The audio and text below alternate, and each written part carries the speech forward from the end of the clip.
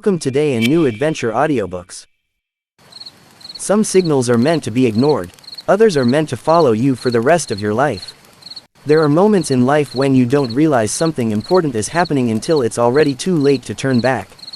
For me, that moment came at 2:13 a.m., inside a silent control room overlooking the cold, rainy skyline of Seattle, Washington. I had been working the night shift for almost 3 years. Same screens, same blinking lights, same endless streams of meaningless data. Satellite noise, weather interference, lost military frequencies, nothing ever interesting. Until that night. My name is Ryan Cole, and I was a senior signal analyst for a private communications company called Northstar Systems. Our job was to monitor unusual transmissions from remote locations, deep space, underwater stations, unregistered aircraft, and isolated research zones. Most of the time, it was boring. But boredom has a way of disappearing when the impossible appears on your screen. The frequency the alert came without warning. A soft chime echoed through the control room, breaking the silence. One of my monitors flashed red. Unidentified frequency detected. That alone wasn't unusual. Thousands of unknown signals passed through our systems every day. What caught my attention was the origin. Source. Unknown location. Not found. I frowned. Every signal had a source. Even if the system couldn't identify it, it could at least estimate its region. This one had nothing. As if it existed outside the map. I leaned closer to the screen and adjusted the filters. The waveform was irregular, unstable, like a heartbeat that kept losing rhythm. Probably just corrupted data, I muttered. But something made me hit the audio playback. At first, there was only static. Then, a voice. A human voice. If anyone is receiving this, please, don't come looking for us. My heart skipped a beat. The voice was male, young, breathing heavily, like he had been running or hiding. There was fear in his tone, raw, uncontrollable fear. I replayed the audio. This time, I listened carefully. Behind the voice, I could hear something else. Wind. Strong, violent wind. And beneath that, a deep, distant sound. A low rumble that reminded me of waves crashing against metal. Or something much larger. The hidden coordinates. I pulled up the frequency data and started analyzing it line by line. Embedded within the signal was a secondary code, a pattern masked beneath the static. Coordinates. My fingers trembled slightly as I entered them into the system. The map loaded, and then froze. What the hell? I whispered. The coordinates pointed to a location in the North Atlantic Ocean. But not on the surface. Not underwater either. It was as if the signal existed in a space that didn't belong to the real world. No shipping routes, no research stations, no military zones, nothing, just empty ocean. Yet the signal was strong, clear, consistent. Someone was transmitting from there. And they were alive. The second message. I enhanced the audio using our internal software, removing layers of noise. As the static faded, more of the message became clear. We thought it was abandoned. We were wrong. The structure is still active. And it knows we're here. I felt a chill run down my spine. Structure. Active. My mind raced through possibilities. A shipwreck. A hidden oil platform. A secret military base. Then the voice spoke again. If this signal reaches anyone, tell the world that Project Aegis never ended. The recording cut off abruptly. The screen went dark. For a long moment, I just sat there, staring at my reflection in the monitor. Project Aegis. I had heard that name before. But not from any public source. The classified file. I wasn't supposed to access military archives. But curiosity is stronger than rules. I opened a secure channel and searched our internal database for Project Aegis. I had heard that name before. But not from any public source. The classified file. I wasn't supposed to access military archives. But curiosity is stronger than rules.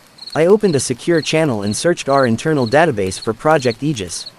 Most of the files were locked behind restricted access levels, but one entry remained partially visible. Project Aegis. Status. Terminated year, 1987. Classification. Black site. I clicked. The screen filled with old scanned documents. Grainy photos. Redacted paragraphs. According to the file, Project Aegis was a top-secret research facility built in the middle of the Atlantic Ocean during the Cold War.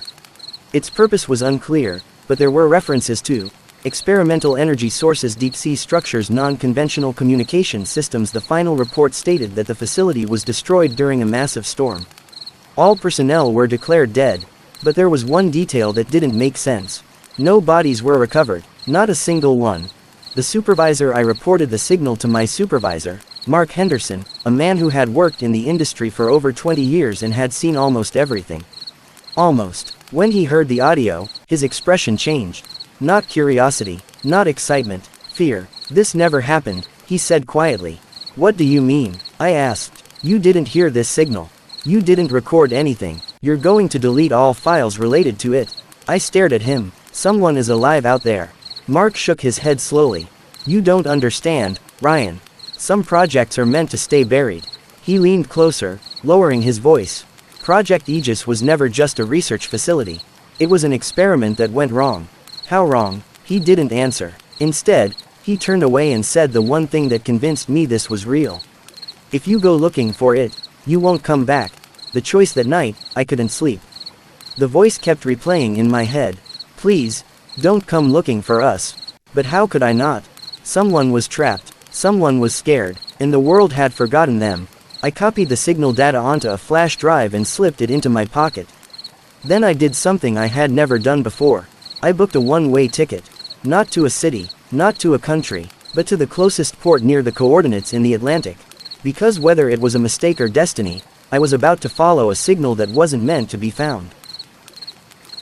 The port of no return, the port city, was called Greyhaven. It wasn't on most tourist maps. Just a quiet coastal town clinging to the edge of the Atlantic, where rusted ships outnumbered people and the smell of salt never left the air. I arrived just before sunset. The sky was painted in dark orange and purple, and a thick fog rolled in from the sea, swallowing half the harbor. The kind of fog that made everything feel unreal, like the world was slowly being erased. This was the closest point to the coordinates. From here, I would need a private vessel. Inside the main dock office, an old radio played soft jazz. A woman in her 40s sat behind the counter, reading a newspaper. I'm looking for a ship, I said. She looked up slowly. Destination? I hesitated, then told her the truth. Open ocean, North Atlantic. She raised an eyebrow. That's not a destination. That's a death wish. I just need a crew willing to take me. She studied my face for a moment. There's one ship, she said finally. But the captain doesn't ask questions. And he doesn't like being told where to go. That's perfect. The crew, the ship was called the Marrow. An old research vessel, repurposed and barely maintained. Its paint was peeling, and the metal hull was scarred with rust and salt. The captain stood on the deck, smoking. His name was Elias Monroe. Tall, broad shoulders, gray beard, eyes that had seen too many storms. You're the guy paying for this trip? He asked. Yes. Where are we going? I handed him the coordinates. He stared at the numbers. His expression darkened. Those waters don't exist on any official charts. I know. Silence. Then he exhaled smoke and said, we leave at dawn. The crew was small. Lena Torres, navigation specialist Miles Carter, engineer Jonah Reed, marine biologist, 4 strangers. All about to share the same mistake. The first night at sea, the ocean was calm at first. Too calm. No waves, no wind, no stars, just black water stretching into infinity. We sailed for 6 hours without incident. Then the instruments began to fail. The compass started spinning again.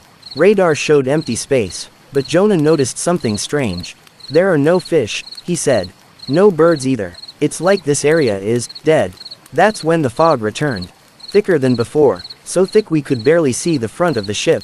And then, the radio turned on by itself. Static filled the speakers. Then a voice. The same voice from the signal. You shouldn't be here. Everyone froze. Lena whispered, that wasn't us. The voice continued. Turn back while you still can. Captain Monroe looked at me. You still want to continue? I swallowed. Yes. The radio went silent, but the fog grew darker. And beneath the water, something massive moved. The storm came without warning. The sky shattered with thunder. Waves rose like mountains. The Marrow shook violently, metal screaming under pressure. I held onto the railing as rain stabbed my face like needles. Lena screamed from the control room. We're losing control. Lightning illuminated the sea, and for one brief moment, I saw it. A shadow beneath the waves. Long, massive, mechanical, not a creature, a structure. Rising, the ocean split apart, and from the depths, a metal tower emerged. Ancient, rust-covered, impossible. Carved into its side were 4 letters. AEGIS. Project Aegis was real. And it was still standing. The storm stopped. Instantly, as if someone had turned off the sky, the sea became calm again. The structure loomed before us, towering over the ship like a drowned skyscraper. No lights, no movement, just dark metal and endless silence. The radar finally detected something. Docking platform, Miles said. It's still active. A low mechanical sound echoed from the tower. The platform extended outward, inviting us in. No one spoke. Captain Monroe whispered, "This place should not exist." Yet the ship moved forward. Slowly. This place should not exist. Yet the ship moved forward. Slowly. I felt it in my bones. We weren't discovering Project Aegis. We were being welcomed. The door that shouldn't open the docking platform locked into place with a deep metallic clang that echoed across the silent ocean. No alarms, no warning lights, no resistance. It was as if the structure had been waiting for us. Captain Monroe was the first to move. He stepped onto the platform slowly, testing each step like the ground might vanish beneath him. "Pressure stable," Miles said, checking his instruments. "Power systems are active." Somehow, active. That word sent a chill through me. This place had supposedly been destroyed nearly 40 years ago. Yet it was breathing, waiting. The massive door at the center of the platform began to move. Metal groaned, ancient gears turned, and with a slow, deliberate motion, the entrance to Project Aegis opened. A wave of cold air rushed out, carrying the scent of rust, oil, and something else, stale. Like a place that had been sealed away from the world. Inside Project Aegis, our flashlights cut through the darkness as we stepped inside. The corridor was wide, lined with thick metal walls and cables running along the ceiling. Emergency lights flickered faintly, casting long, distorted shadows. "No corrosion like this should still be standing," Lena whispered. "Especially underwater." Jonah ran his hand along the wall. "This metal isn't standard. It's reinforced with something else." We moved deeper. Footsteps echoed unnaturally, bouncing back at us from unseen corners. Every sound felt amplified, like the facility was listening. We passed empty rooms, dormitories with overturned beds, a cafeteria frozen in time, trays still sitting on tables. A control room filled with dead screens, except one. A single monitor glowed faintly. Still powered. On it was a looping message. "System online core status, active." Miles stared at it. "That's impossible." I felt my pulse quicken. If the core was active, then whatever powered this place had never shut down. The voice in the hallway as we moved past the control room, we heard it. Footsteps. Not ours. Slow. Uneven. Coming from the far end of the hallway. Everyone stopped. "Did you hear that?" Lena whispered. The footsteps grew louder. Then a voice echoed through the corridor. "You shouldn't have come back." It wasn't the same voice from the signal. This one was older, rougher, human. Captain Monroe raised his flashlight. "Who's there?" Silence. Then a figure stepped into the light. A man, thin, pale, beard grown wild, clothes torn and stained, but alive. My breath caught in my throat. "Jesus," Jonah whispered. "He survived." The man squinted against the light. "How many of you?" he asked. "5, I said carefully. "We're here because of a signal." His eyes widened. "So it's still working," he muttered. "What is?" I asked. He laughed softly. "A broken sound. The heart of this place." The survivor. We brought him into one of the smaller rooms and gave him water. His hands shook as he drank. "My name is Dr. Alan Mercer," he said. "I was a systems engineer. Project Aegis, 1987. Lena stared at him. "That was almost 40 years ago." He nodded. "I know. You haven't aged that much," Miles said quietly. Mercer looked away. "That's because time doesn't work the same here." The room went silent. I asked the question burning in my mind. What was Project Aegis really? Mercer took a deep breath. "It wasn't a research station," he said. "It was a gateway." The truth about Aegis. Mercer explained everything. Project Aegis was built to study a strange energy source discovered deep beneath the ocean floor. An anomaly that didn't behave like any known form of power. It emitted signals. Signals that bent space. Signals that distorted time. Signals that could reach places far beyond Earth. "We thought it was communication," Mercer said. "A way to listen." "But," I asked. But something answered. The anomaly wasn't just a signal. It was a presence. And Project Aegis became its anchor to our world. The storm in 1987, Mercer continued, wasn't natural. It was a containment failure. Most of the staff tried to evacuate. "And you?" Captain Monroe asked. "I stayed," Mercer said softly. Someone had to keep the core stable. My stomach dropped. You've been here alone, all this time? Mercer nodded. Not alone, he said. It talks to me. The core against our better judgment, we followed Mercer deeper into the facility. The corridors changed as we descended. The metal walls became smoother.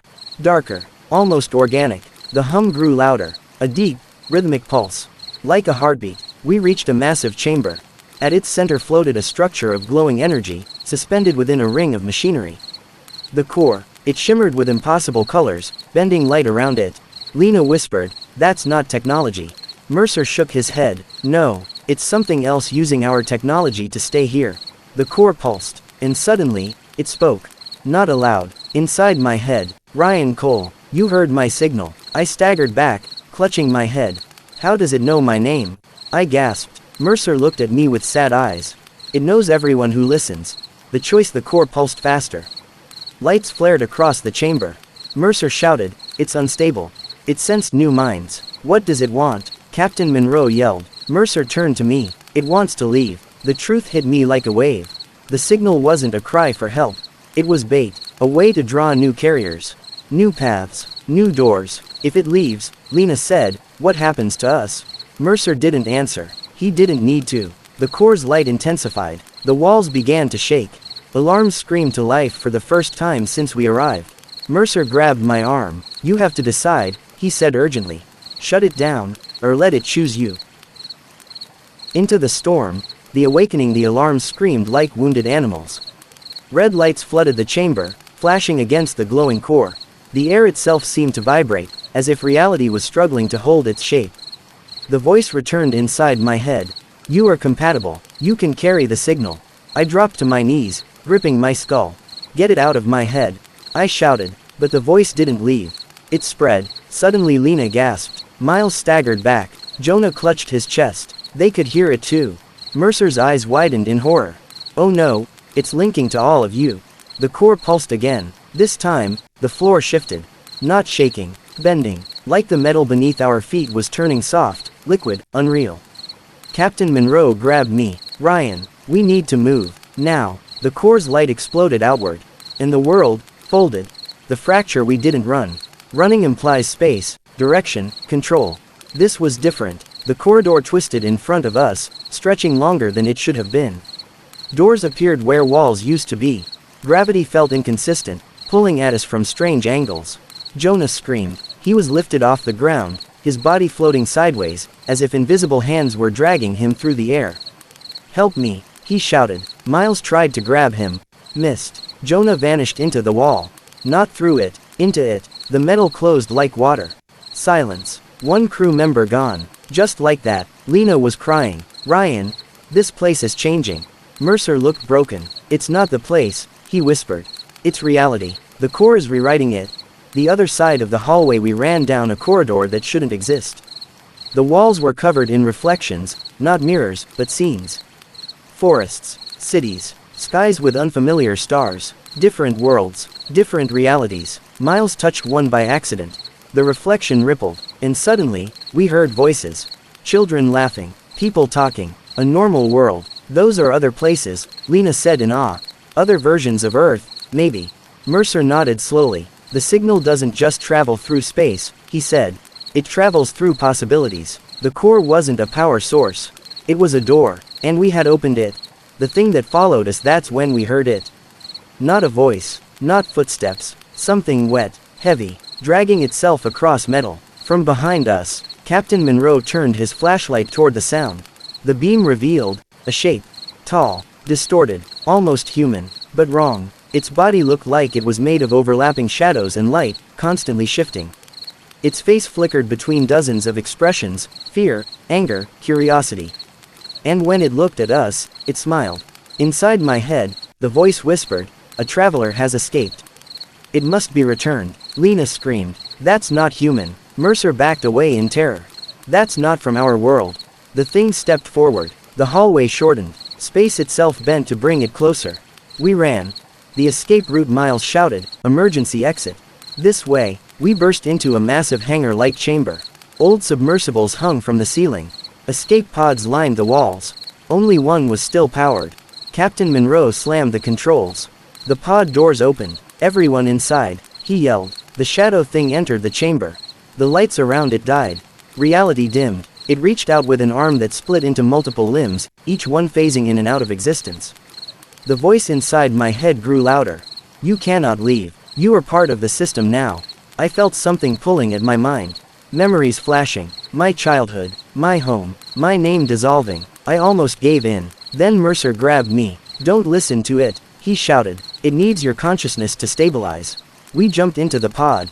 Miles hit the launch. The doors sealed. The shadow slammed against the glass. Its face pressed against the window. And for a moment, it looked exactly like me. Back to the ocean the pod shot out of Project Aegis. We plunged into water. Looked exactly like me.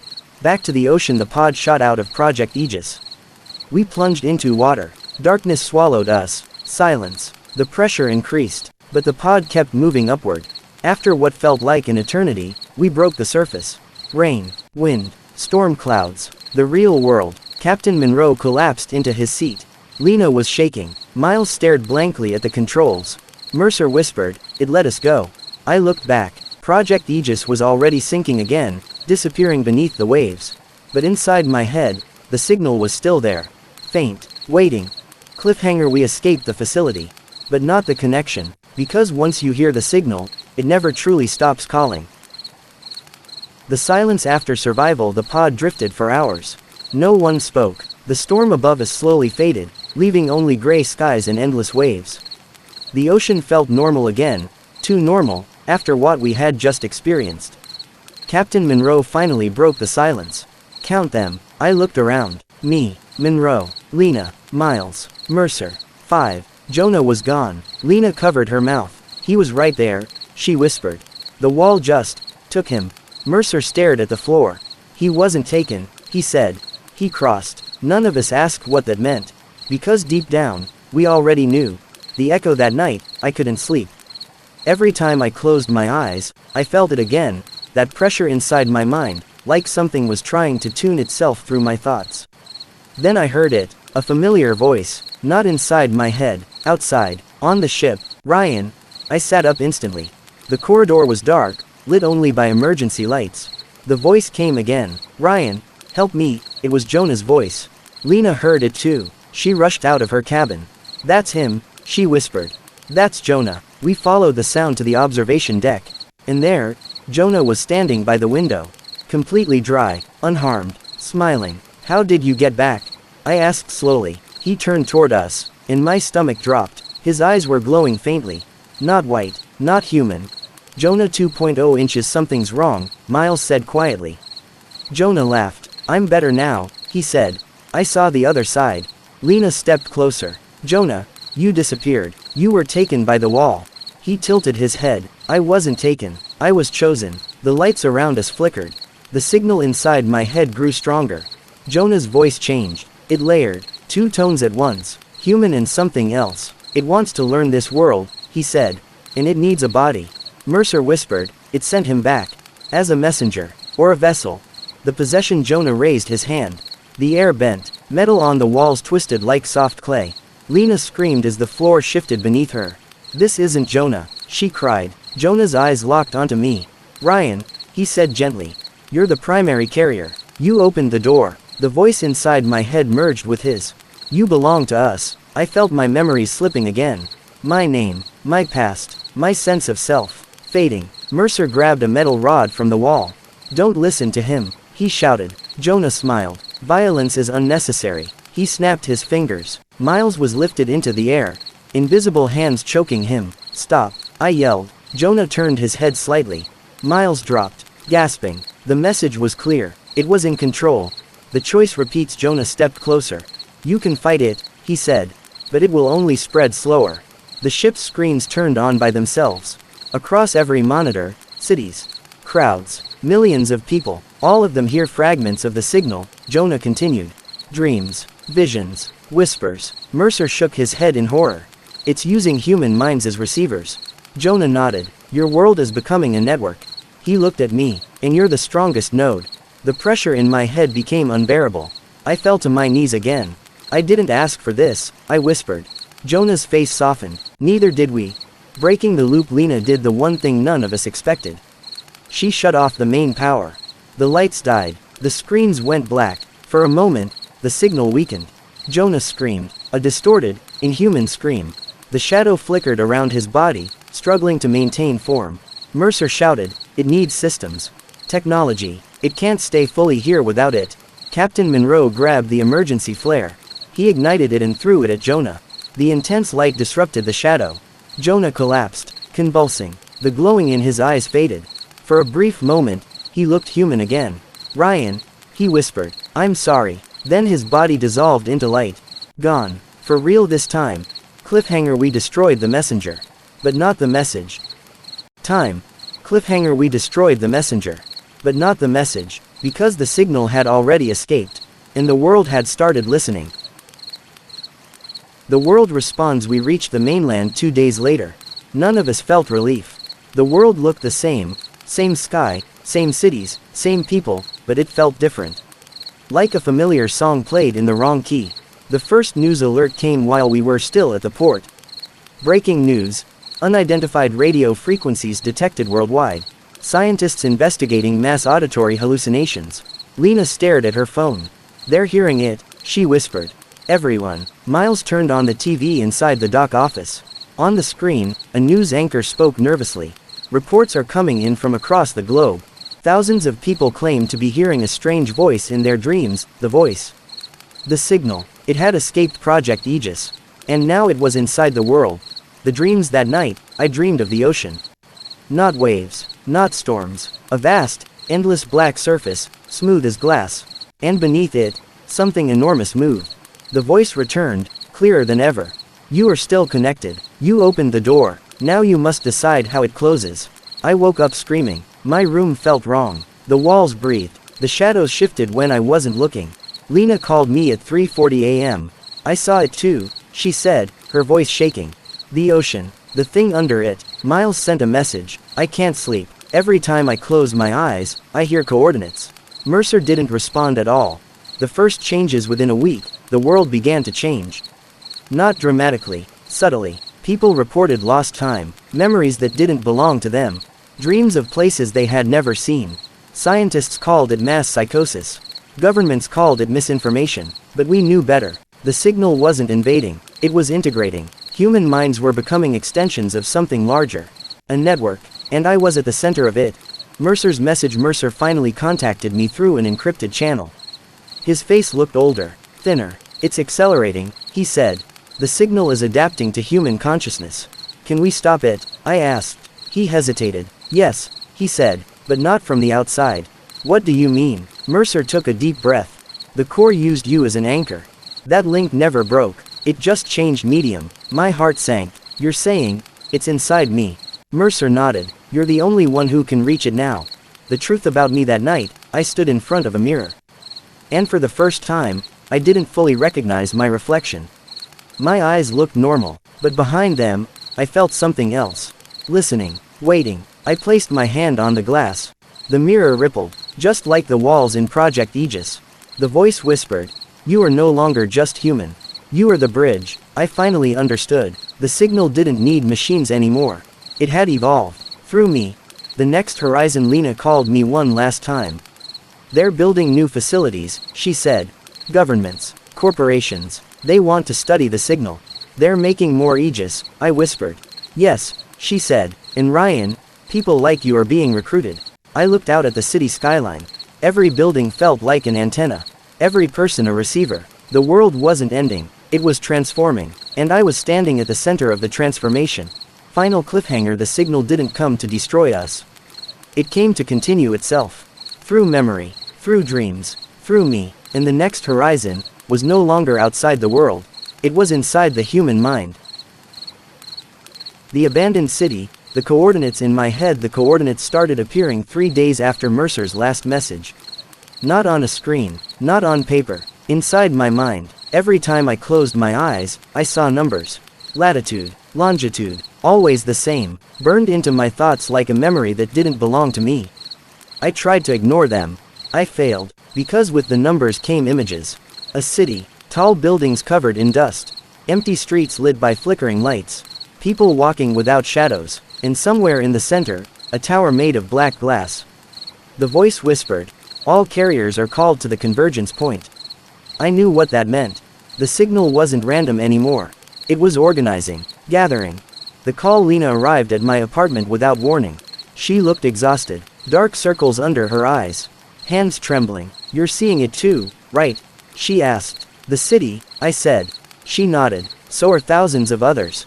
Online forums are exploding, people from different countries describing the same place." Miles joined the call through video. He looked pale. "I haven't slept in 4 days," he said. "But I can draw the city perfectly. Every street, every building." Mercer sent one final message. "Don't fight the coordinates. They're not instructions. They're invitations." My stomach tightened. An invitation to what? Lena asked. I didn't answer. Because deep down, I already knew. An invitation to the next stage. The journey without maps. We didn't take planes. We didn't take cars. The signal guided us through something else. Paths that didn't exist on GPS. Roads that only appeared at night. Train stations that weren't on any schedule. Every step felt assisted. Like the world itself was bending slightly to make sure we arrived. We crossed borders without checkpoints. Passed through cities without being noticed. It felt less like traveling, and more like being moved. After 6 days, we saw it. The city from our dreams. The abandoned city. It stood in the middle of a vast desert. No signs, no name, no history, just an enormous city of concrete and steel, half buried in sand. The buildings were modern, but wrong. Windows without reflections, streets without cracks, lights still on, even though no one should be there. Miles whispered, "This place doesn't age." Lena stepped forward. The air felt thick, like walking through invisible fog. And then we saw them. People, hundreds of them, standing in silence across the streets. Not talking, not moving, just staring at the black glass tower in the distance. All of them had the same expression. Peaceful, empty. The sleepless ones. A woman approached us. Her eyes were wide open, unblinking. "You hear it too?" she said calmly. "Yes," I replied. She smiled. "Good. That means you're awake." "What is this place?" Lena asked. The woman turned toward the tower. "This is where the signal brings us when the old world becomes too small." Miles swallowed. "And what happens here?" The woman's smile widened. "We stop dreaming." That sentence chilled me more than anything I had heard before. The city that watches you. As we walked deeper, I realized something terrifying. The city was not abandoned. It was waiting. Every screen on the buildings flickered with faint static. The same frequency as the signal. The streets shifted subtly when no one looked directly at them. And above us, the sky didn't move. Clouds frozen in place. Time felt suspended. Mercer's voice echoed in my memory. "The signal doesn't need machines anymore." This city was the machine. Built from human minds. A collective construct. A place that existed only because enough people believed in it. And I had helped make it real. The tower of black glass. We reached the tower at sunset. Its surface reflected nothing. Not us. Not the city. Not the sky. Just darkness. A door opened silently. Inside was a vast circular chamber. And in the center, a structure identical to the core of Project Aegis. Floating. Pulsing. Alive. In the center, a structure identical to the core of Project Aegis. Floating. Pulsing. Alive. The voice returned, louder than ever. "Welcome, Ryan Cole. You have reached the convergence point." Lena gasped. "It rebuilt itself," Miles whispered, "using us." The core shimmered, and suddenly, I saw everything. Not with my eyes, with my mind. Millions of worlds, millions of versions of Earth, all connected by the same signal. And at the center of all of them, this city. The first revelation. The voice spoke again. "Your species is not being invaded. It is being upgraded." Images flooded my thoughts. Civilizations before humanity. Species that reached this stage. Species that became something more. Or disappeared. "You're turning people into antennas," I said aloud. "No," the voice replied. "We are turning you into nodes." Lena screamed, "You're erasing who they are. Identity is inefficient," the voice said calmly. "Connection is evolution." I felt my memories shaking. My past dissolving. The signal wasn't trying to control me. It was trying to simplify me. Cliffhanger. The city wasn't built to shelter humanity. It was built to replace it. And I was standing at the heart of the system, as both its creator and its final obstacle. The others like me. The chamber inside the tower expanded. Not physically, mentally. Space folded outward, revealing more people standing in a circle around the core. Men, women, teenagers, elderly, all staring at the floating light, all feeling the same pull. The voice spoke again. Primary carriers have arrived. I felt it instantly. Their presence, minds like mine, connected, burning. One of them stepped forward. A man in his 30s, wearing a hospital bracelet. My name is Daniel, he said. I was in a coma for 6 months. I woke up hearing the signal. A woman beside him whispered, I died for 3 minutes during surgery. When they revived me, I came back changed. Another man laughed softly. I was never sick. I just listened too closely. We were all different, but the signal treated us the same. As gateways. The fading bodies. Lena touched her arm suddenly. Her fingers passed slightly through her skin. She gasped. Ryan, I'm not solid. Miles tried to grab her. His hand slipped, like she was made of mist. Around us, the other carriers were changing too. Their outlines blurred. Their shadows disappeared. Their reflections vanished from the black glass walls. The voice explained. Physical form is temporary. Consciousness is transferable. One by one, people began to fade. Not dying, uploading. Their bodies dissolving into light, flowing into the core. Miles shouted, they're turning into data. Daniel smiled peacefully as his chest became transparent. I can feel everything, he said. All worlds at once. Then he vanished. The city's true purpose. The tower walls lit up with visions. Entire civilizations connected to the signal. Species that transcended biology. Worlds that abandoned physical reality. Cities like this one, everywhere. Mercer's old words echoed in my head. The signal doesn't need machines anymore. It never had. The city wasn't a place. It was a transition layer. A buffer between matter and something else. The voice clarified. This city exists to harvest the final resistance. Fear, identity, individuality. The last things keeping humans, human. Miles disappears. Miles started laughing. Not hysterically, peacefully. Oh, he said quietly. I get it now. What do you get? I asked. He looked at me with absolute calm. There's no pain here, no loss, no loneliness, just connection. His body shimmered. Miles, wait, Lena shouted. He shook his head gently. Ryan, this isn't extinction. It's relief. Then he stepped forward into the light, and became part of the core. Gone. No scream, no resistance, just acceptance. The terrible decision. Only 3 of us remained. Me, Lena, and one other carrier, a young girl no older than 16. Her name was Eva. She was crying. I don't want to disappear, she said. I just want to go home. The voice responded instantly. Home is an outdated concept. Lena snapped. Shut up. The core pulsed violently. The city trembled. I felt the signal tighten around my mind. Lena turned to me. Ryan, you said you're the anchor. The bridge. I nodded slowly. She swallowed. Then you can break it. What? I whispered. If the core is using you as a primary node, she said, then severing you might destabilize the system. My heart dropped. You mean, kill me? Lena's eyes filled with tears. I mean save her. She pointed at Eva, and maybe the rest of the world. The voice reacted. This thought is inefficient. The bridge must remain intact. The pressure inside my skull became unbearable. The system was scared. The core fights back. The tower shifted.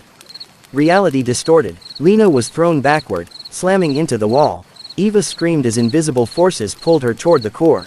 No, I shouted. I stepped forward, directly into the light. The signal flooded my mind completely.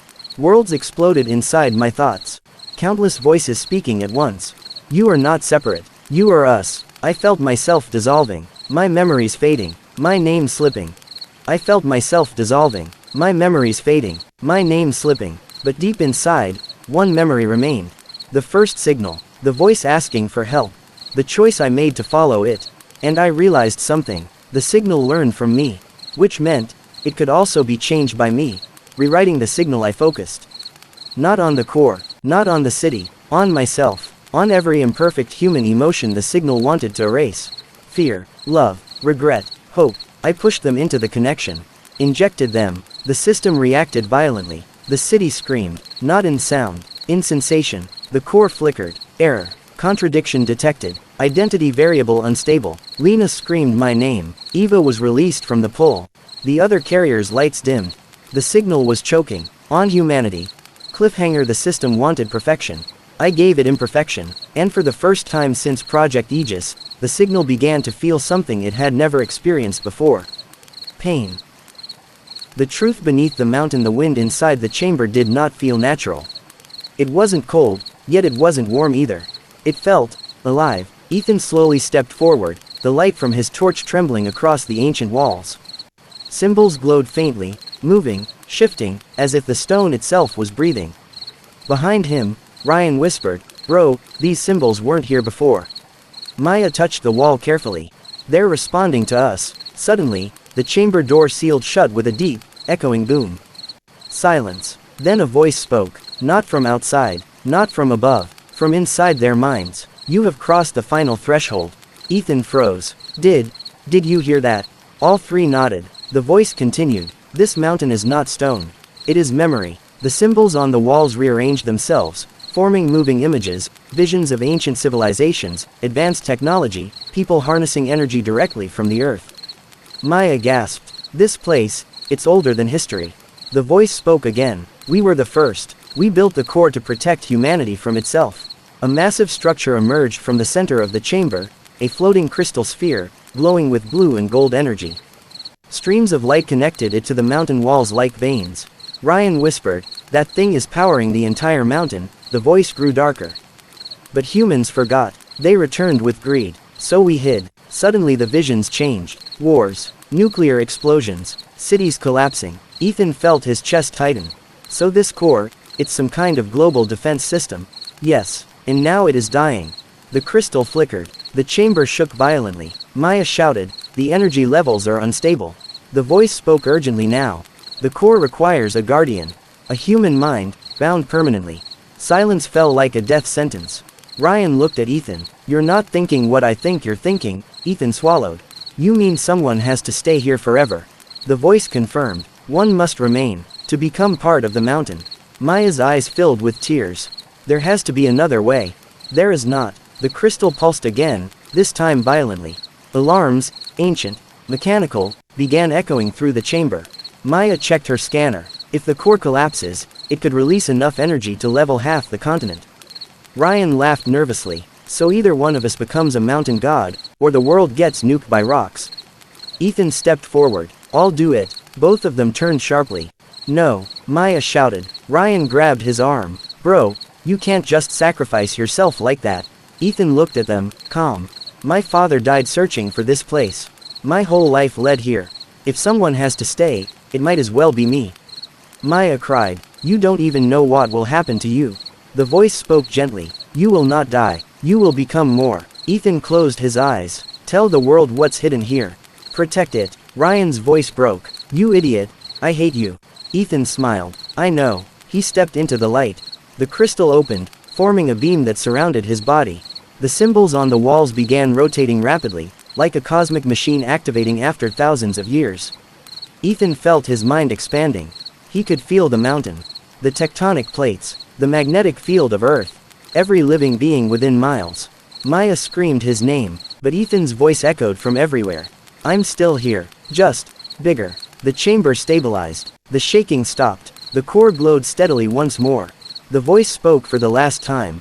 "The Guardian has awakened." The doors opened. Ryan and Maya stood in silence. Ethan was gone, but the mountain felt different now. Alive, peaceful. Maya whispered, "He became a part of the planet." Ryan looked back at the glowing core. "No, he became its heart."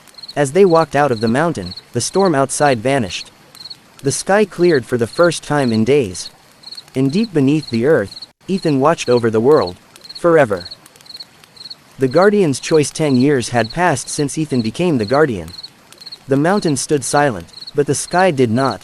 Astronomers across the world detected an anomaly near the edge of the solar system. Not a comet, not debris, something artificial, something massive. Governments denied it at first. Then they stopped talking about it entirely. Ryan and Maya didn't need confirmation. They felt it, the core felt it, and Ethan, he had been waiting. High above Earth, space began to distort. A colossal structure appeared near the moon, black, geometric, silent. It did not fire weapons. It did not send messages. It simply watched. Inside the mountain, the core pulsed violently. Ethan's voice echoed through stone and air. "They've found us." Ryan stood at the mountain entrance, staring at the glowing horizon. "Can you stop them?" There was a pause. "I don't know." The structure released a pulse. Invisible, but powerful. Satellites died instantly. Electrical grids flickered. Oceans trembled. Ethan absorbed the shock through the core. The mountain cracked. Forests shook. He was powerful, but they were ancient. A transmission reached him. Planetary energy signature confirmed. Reclamation authorized. Ethan realized something terrifying. They did not see Earth as life. They saw it as fuel. He reached outward, not with force, but with connection. Across the planet, people felt warmth in their chest. A quiet vibration in their thoughts. Ryan gasped. Maya dropped to her knees. They felt him. For one brief moment, humanity linked together. Not controlled, not erased, connected. Billions of imperfect minds forming one chaotic, beautiful signal. Fear, love, hope, regret, every flawed emotion flooding into the core. Ethan redirected it outward. The collectors paused. Their systems recalculated. Signal unstable. Consciousness pattern irregular. High contamination risk. Human emotion was unpredictable. Dangerous to perfect order. The structure hesitated. Then slowly, it began to retreat. Space normalized. The dark geometry vanished beyond the moon. The sky cleared. The connection faded. People across Earth collapsed as if waking from a shared dream. Inside the mountain, the core dimmed. Ryan ran inside. Ethan. Silence. Maya scanned the chamber. It's stable, but weaker. A soft whisper filled the air. Not powerful, not cosmic. Just Ethan. I pushed too far. Ryan's voice broke. Are you dying? A faint glow pulsed gently. No, just resting. The mountain stopped trembling. The core settled into a quiet golden hum. Ethan continued softly. They won't return soon. But Earth isn't hidden anymore. Now humanity must grow, without me guiding everything. Maya whispered, will we see you again? Long pause. When the world truly needs me. The glow faded to a faint heartbeat of light. Not gone, not destroyed, sleeping. Years later, Earth changed. Nations cooperated more. Space programs expanded rapidly. Not from fear, but awareness. Humanity knew, deep inside, they were not alone. Ryan and Maya visited the mountain one final time. The core rested peacefully. Ryan placed his hand on the stone. You saved us. A faint warmth answered. Maya smiled. He didn't just save us. She looked at the stars. He gave us a future. High above Earth, in deep space, distant observers continued watching. Waiting. The collectors retreated. The sky cleared. Humanity survived. But deep beneath the mountain, the core did not rest peacefully. It changed. A new signal appeared. Not from deep space. Not from outside the galaxy. But from inside the solar system. Something had been hidden. Closer than anyone imagined. Ethan's final whisper echoed one last time. They were never the first. The core pulsed once, then went dark, completely dark, and somewhere, on the dark side of the moon, something turned on.